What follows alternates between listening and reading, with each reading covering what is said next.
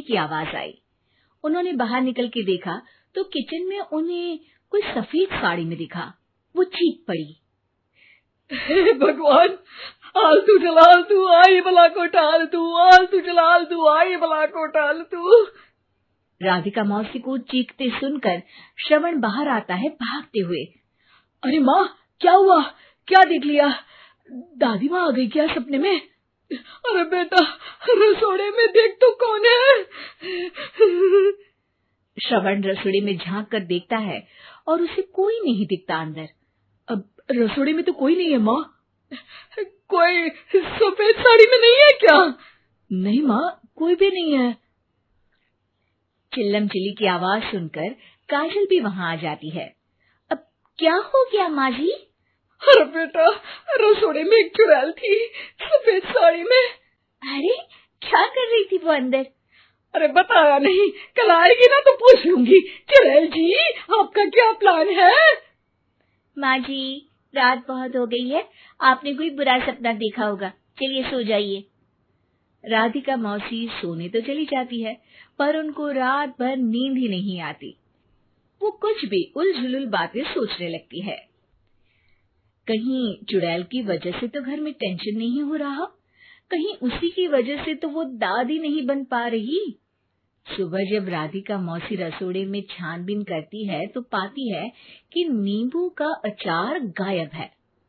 चुड़ैल नींबू का अचार ले गई, मुझे तो ठीक नहीं लग रहा कुछ। चुड़ैल को भी पता है कि जिंदगी का असली मजा तो खट्टे में ही है। राधिका मौसी झट से श्रवण को फोन कर देती है। बेटा, मुझे समस्या समझ में आ गई है, हमें एक तांत्रिक की जरूरत है। अरे क्या बोल रही हो माँ, तांत्रिक की क्या जरूरत है? आप पूजा पाठ तो कर ही रही हो ना।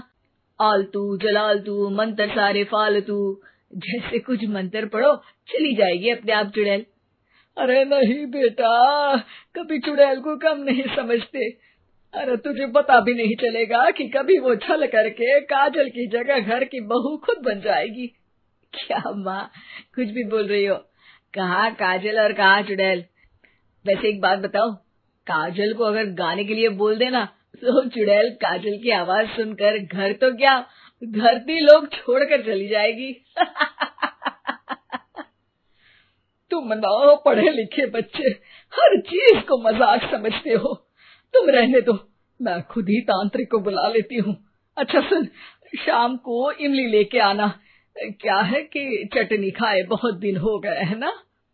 नहीं माँ, इमली तांत्रिक से ही मंगवा लो ना, आटा वगैरह भी उसी से पिसवा लेना। देखो मुझे काम करना है। श्रवण रात को कई तरह की सब्जियों के साथ माँ के कहने पे चटनी के लिए इमली भी ले आया था, लेकिन राधिका मौसी के दिमाग में अलग ही फिल्म चल रही थी। उन्हें अब सिर्फ शक ही नहीं यकीन होने लगा था कि शायद चुड़ैल ने श्रवण पर अपना जाल बिछा दिया था, जिस वजह से श्रवण उनकी बात ही नहीं मान रहा था।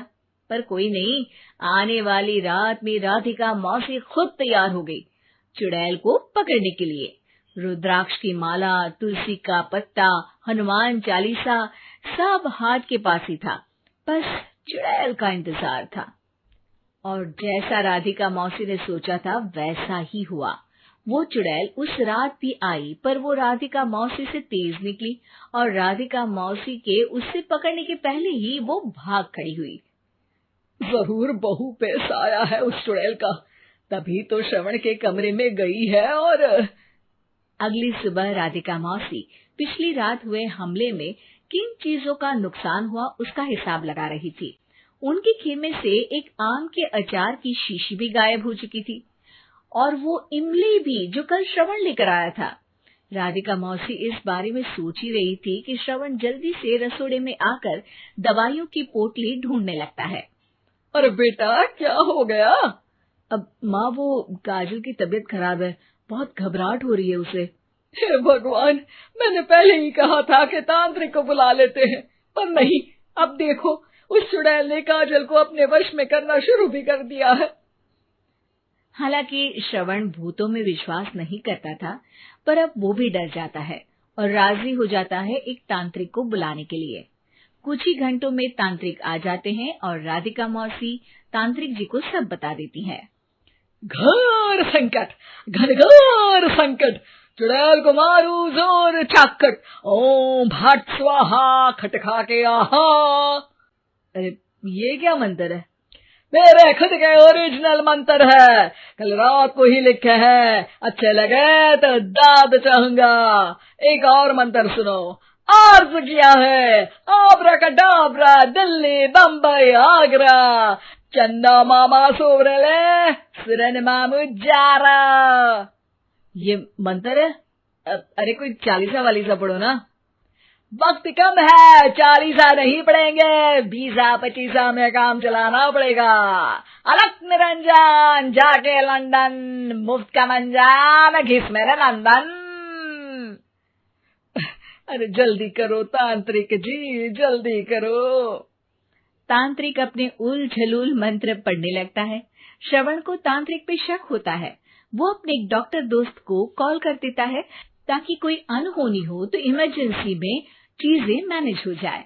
तांत्रिक धुनी रमाता है, जिसकी वजह से कमरे में काफी धुआं हो जाता है और जिसकी वजह से बहू की घबराहट बढ़ जाती है। अब भागेगी चुड़ैल। हाँ। बहू खांसते हुए धुएं से बचने के लिए बाहर चली जाती है। अरे भाग रही है, भाग रही है। पीछे पीछे श्रवण भी जाता है। बहू एक सोफे पर बैठ जाती है। तभी डॉक्टर दोस्त आ जाते हैं और श्रवण को पानी लाने के लिए कहते हैं। थोड़े चेकअप के बाद डॉक्टर कहते हैं, मेरे हिसाब से जाप का काम पूरा हो गया है। क्या मतलब? अरे कुछ भी नहीं माँ, कोई चुड़ैल नहीं है, खुशखबरी है, अब दादी बनने वाली है। मगर वो सब अचार के डब्बे। श्रवण दोनों अचार के डब्बे अपनी माँ को दिखाता है, जो कि उनके बिस्तर के नीचे छुपे हुए थे। आपने सही बोला था माँ, वो चुड़ैल काजल ही थी जो खट्टा खा रही थी। हमें कल ही पता चला, पर हमने आपको ये तांत्रिक वाला काम करने दिया ताकि आपको भरोसा हो जाए कि भूत वगैरह कुछ होता ही नहीं। अच्छा अच्छा, ये तो बड़ी खुशी की बात है। पर बेटा मुझे एक झाड़ू तो ला दे। क्यों माँ? ये तांत्रिक का भूत उतारती हूँ मैं। अब तांत्रिक राधा मौसी के डर से घर से भाग निकलता है और राधा मौसी उसके पीछे भागती है। अरे संकट ये घनघोर है, तांत्रिक मुआ चोर है।